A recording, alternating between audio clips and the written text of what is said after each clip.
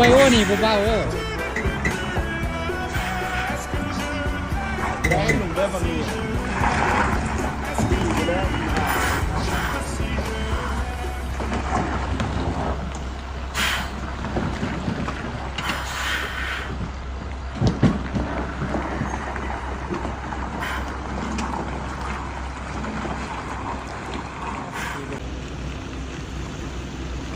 ลงกลางเลย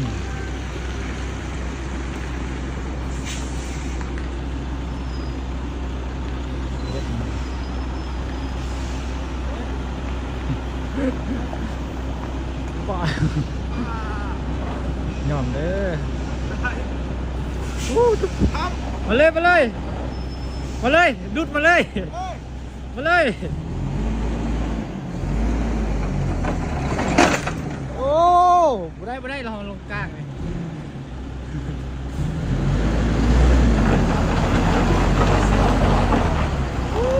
คุ้มบานเบอร์ 5เดี๋ยวนี้น่ะยอมแล้ว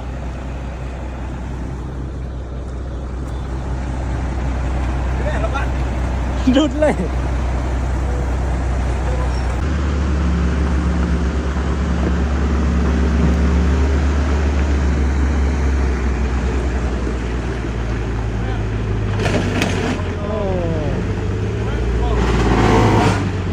ยอมเลยพุ่มโอ้ยเกือบ